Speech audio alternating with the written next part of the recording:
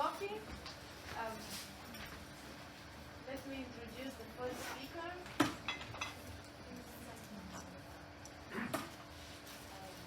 Rachel, so she's supporting my team with representing the patient and public and parents in the UK, right? So all of UK, I would say. It's a responsibility. So because we are funded, so a lot of our funding comes from across the UK. It comes from national funds, from the NHS, from the National Health Service. So it's a real drive that we have a lot of contact with the ordinary people, those who actually would benefit, and because it's their money ultimately, they should be the ones who are driving and supporting the agenda of research with you. So Rachel's had a lot of experience. Are you going to tell us a little bit more? Yeah, exactly. So let Rachel. Yeah, thank you. So hello everybody, thank you for having me. I have to say, I feel like I'm presenting from a very different perspective to the rest of you. Can you hear me? That way? Yeah. Twist. I can hear, but it's just not loud enough, I think. That better? Yeah. Okay. So yes, I feel like I'm presenting from a very different perspective to the way you're all working. So I'm from a former coal mining area, and the image that sprang to mind is that you're all deep underground. You've gone down the mine shaft, you've gone along, you're following that seam, and I'm up there on the pit head trying to shout down to you as to what I'm sort of seeing. Which, yeah, very, very different takes on things. So yes, so I'm talking about our work with Decide, and I work with Decide with Charlotte Bevan. And we're both former journalists. Quite a while ago since we're journalists. I was in print and Charlotte was in TV. And we first worked together on the policy research unit in maternal and neonatal care at the University of Oxford, and then we were passed on to Antonia when she did a PPI. So I've sort of put this in because I want you to see the different perspectives that we're both coming at when we're doing patient public involvement. So I have 3 healthy boys from 3 healthy pregnancies and 3 fairly straightforward labours. And Charlotte, on the other hand, has a lovely daughter who's an adult, and she also had a baby who died. Her first baby died, and then she had fever. So we've got these different takes, and then our experiences as we've gone through and got more and more involved in maternity and service improvement have kind of fed into that work and the networks that we have. So I became an antenatal teacher with the National Childbirth Trust, which is a leading UK charity, and I was delivering those classes for 20 years. And although my personal experience of CTG were minimal, I kind of had an admission trace back in the day, and that was it. I was really, really interested in how people interacted with CTG and the staff interacted with CTG, and that no matter how much you talk to parents about the evidence about it, they were just like, that's really interesting, but I'll go as a midwife, thanks. You know, they weren't prepared to challenge. And I went on to do an MSc in psychological approaches to health, where a lot of my lecturers were interested in risk and design and all that kind of thing. So not direct technological design in the way that you have, but it's sort of all feeding into that thinking pattern. And as I was finishing my MSc, my first venture into PPI was being a parent rep on the infant trial that was led by Peter Brocklehurst, and that was the trial that tested decision support software developed by K2. A really interesting experience. It took us 9 years from start to finish. I learned a huge amount. It was merely pleasurable, apart from the last year when I have to say K2 went into collective meltdown because they didn't really like the rules. So that was a really, really interesting experience.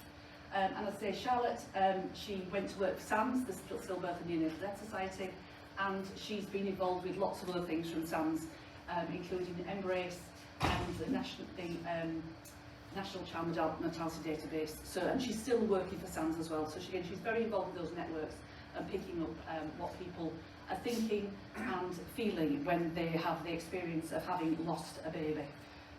So we've also set up, we're working on Decide, and we've also set up a PPI advisory group with 4 members, and I'll come on to talk to them a little bit more later on. So my next slide is, so the sort of, when women are pregnant now in the UK, the kind of dominant narrative is very much about the things that have been going wrong. Because we've had these major reviews, and I think Catherine's going to talk a bit more about these. There was Morecambe Bay, there has been Ockenden, there's one just about, I think just about to start in Nottingham as well. looking at all those cases where things have gone wrong, and they keep flagging up very similar things every time. So parents are often starting pregnancy anxious about what's going to happen to the moment of their baby. And this is particularly those expecting their first child. And yeah, we're constantly, again, another constant finding, failures in care, guidelines not being followed. And there are also, we know there are increased risk for mothers of Black and South Asian ethnicity. So Black women are 4 times more likely to die in childbirth in the UK, and their babies are 2 times more likely to die perinatally. So that's all kind of swishing around. This is the stuff making the headlines, and I think this is often the stuff very much in people's minds as they're approaching the birth of their baby and they're going through their antenatal care. So, but despite all this, I would say they very much want to trust their caregivers. People really want to believe that their midwives, their obstetricians are going to spot things and help them. And they're also going to help them birth their baby, hopefully with a minimum of intervention.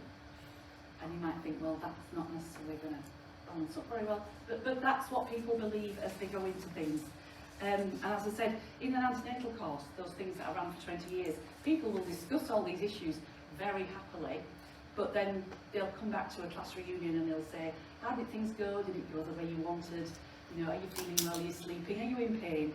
And you get this deluge of often just, I think I used to think I was the first person to actually ask them in a non-judgmental way, how did it go?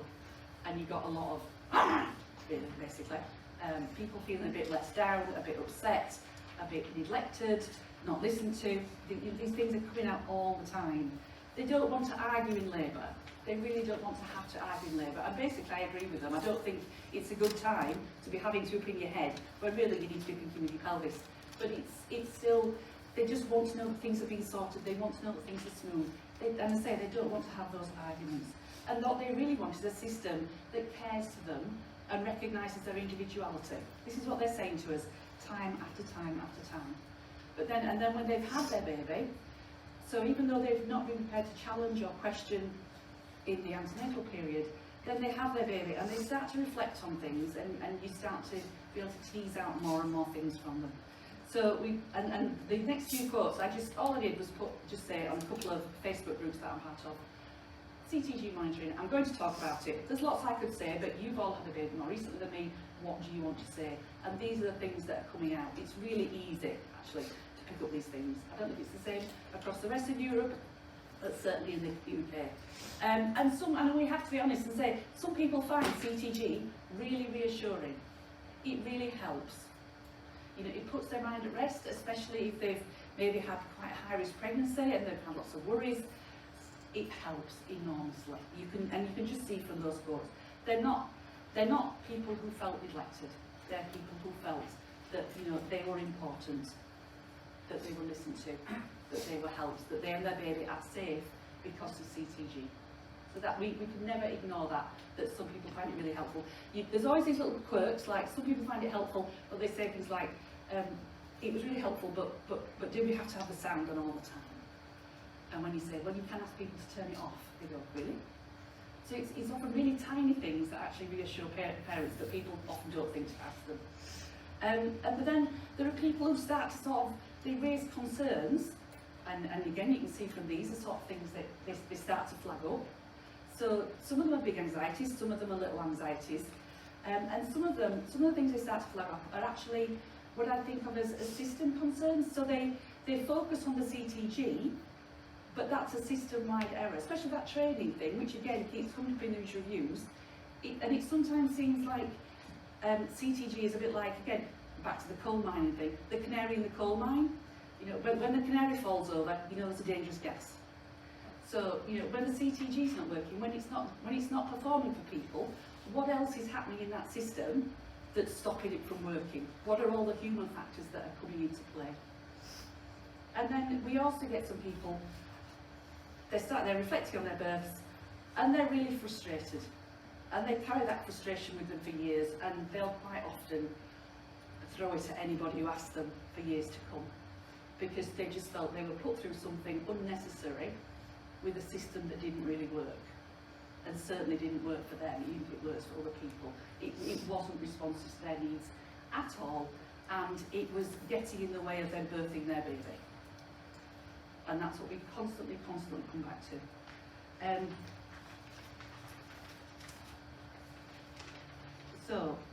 And then when they're asking these questions, they'll keep bringing them up, but sometimes, quite often actually, their questions or concerns are kind of bounced back at them with what's been sometimes called management by shroud waving, or playing the dead baby card. And I think women often find this quite insulting, because they'll say, well, of course I want my baby to be safe. Why do you even need to ask? That's such an obvious thing. I want my baby to live. I want to go home with a live, healthy baby in my arms who will grow to adulthood. And then maybe present with grandchildren. It's kind of on my mind at the moment. My children's quite old, but yeah, that's what they want. Why do you even need to ask? Would be the thing. But why? Why can't these things be put into play? Why can't we move around? Why can't we use the pool? Why can't we do so many things? And actually, that's not just a CTG thing. I have to say that's something that comes up in relation to all kinds of risk management things. Because people, they'll say, oh yes, of course I'll have this test. I'll have that. I'll do that. And they don't realise till afterwards that it's shut down a whole load of other birth choices to help them get their baby out. Again, why aren't you paying more attention to me than to the machine? And they'll sometimes say that about staff. They'll also say about their partner, say about my brother-in-law and his now ex-wife, not as a result of the birth, I have to say. But again, it's a few years ago, admission monitoring, and he stood there, so she's on the bed there, and he's here watching the screen. And occasionally he would turn to her and say, oh, that was a big contraction, wasn't it? Really didn't go down, no, that was fine. So yeah, big story. Again, lack of explanation, that canary in the coal mine again. Alarms, I mean again, it's a general hospital point. You put an alarm on the machine and it's going off. And people might run in and fiddle with the button, then they go away again. And nobody actually tells you, well, you're like, well, why are you putting an alarm up? Because to me, an alarm means I should be in an ambulance and people should be rushing around me. But it's not, but you're not doing that. What's going on? Machinery is intrusive. It stops them being human in a way. It stops them moving, it stops them doing things, it stops them holding hands to their partner, all this sort of thing. And the big one, why can't you make it more personal to me and my baby? Why can't it take individual risks or physiology into account? Why is it just all about, well, the machine says that's the norm, this won't fit? So these are things we're constantly hearing. And we just keep saying, why, if you're using this, if you're putting so much money into this, so much time, so much resource, why doesn't it work better for so many parents? That's what we're coming back to all the time. So yes, we also have the Decide Parent Panel. So we have 4 members. A mum had difficult labour, but her baby was fine. A mum with a history of miscarriage and loss that way. We have a woman who's a doula, very, very interesting perspectives. And someone who was a prem baby himself, all kind of feeding in. And then we sort of discuss different aspects. What's happening in the trial, we get their input on particular materials and so on. And these are some of the more specific questions that they've raised so far. And first of all, they're saying, well, how do you, when you're capturing all that data, are you also capturing stuff that's going to help us answer some of these wider questions, such as the diversity issue about outcomes being so much worse for some mums from different ethnic groups. Can we capture that? Again, how do we make it more personal for women, for future women, even if it doesn't help me right now, that I can help protect other women further down the line?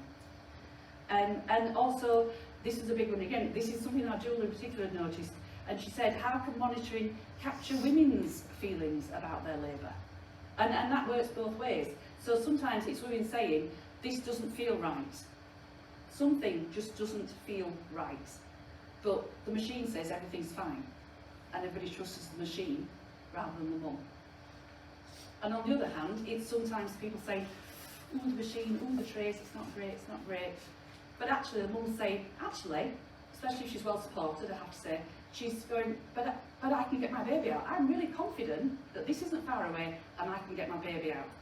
But again, the machine rules quite often, unless she's got really expert support. So these, again, really big issues that they're flagging up for us and saying, how can you investigate those?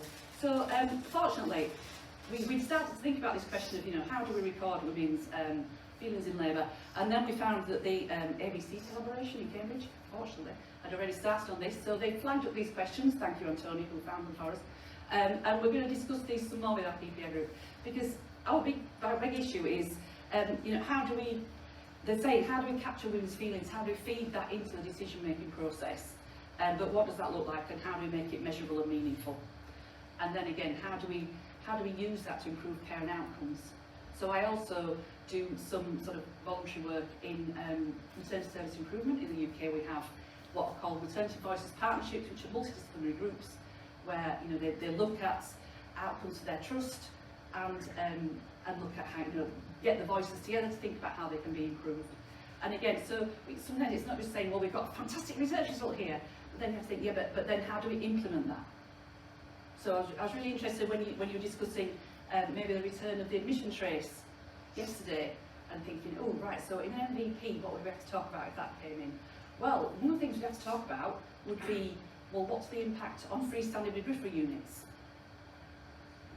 Because if women go there, and even if they get an admission trace there, and then that admission trace kicks something up, well, that's going to mean, is your transfer rate back to obstetric unit going to improve, and what's the impact going to be for ambulance services, which is already, again, a huge issue for women, that some will just say, not going to a midwife-led unit, not getting in that ambulance in labour, forget it. So all these things, and you know, how they trickle through into the care that women receive when we introduce them. And I'm behind myself. So it's sort of my final words to you, it's always thinking about how do we get the balance right. You know, you're down there doing that great expert deep mining, but how do we then move that up to the surface, and how does it operationalise in a way that's reassuring rather than distressing? You know, that gives women some agency and means that they're making choices that feel like maybe not a first choice, but still a positive choice. That they're working as a team with their midwife and their obstetrician, rather than as it feels like a battle. You know, where are we going with this? How are we preventing harm? How are we giving them that power as they move forward into parenthood? And how do you know how does CTG work as part of a system that keeps women and their babies safe? So this is my final quote. So again, this is one of my psychology lectures back in the day. Big fan of Don Norman. Have you read Don Norman, Design of Everyday Things? He talks a lot about doors. Very interesting. But I always think of Don Norman every time I use the toilet out there. He says, why do you put a handle on something that you have to push? And I was like, yeah, because you just waste that second, don't you, just resting with the handle. So yeah, and when he says, we must design for everybody, we've got to design for the way people are, rather than the way we want them to be.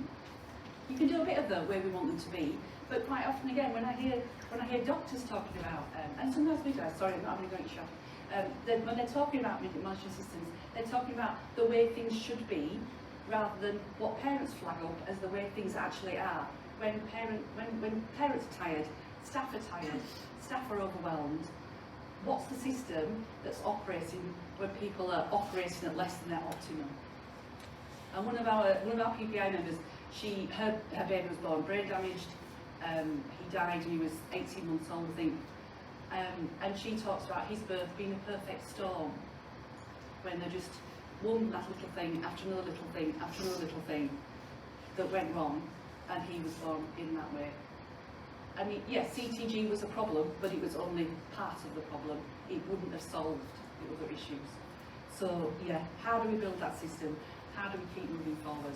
How do we make CTG take its proper place in how, you know, we provide maternity care to make sure babies are well and happy? And also, I'd say to you as well, when you design the system, have a think about what are you assuming anything about what parents are going to do, or are you just thinking, well, they're just there? Are they animate? Are they inanimate? How do you picture a parent when you build that system? So thank you very much for your time, and if you want to get in touch with us, here are the addresses from me and Charlotte.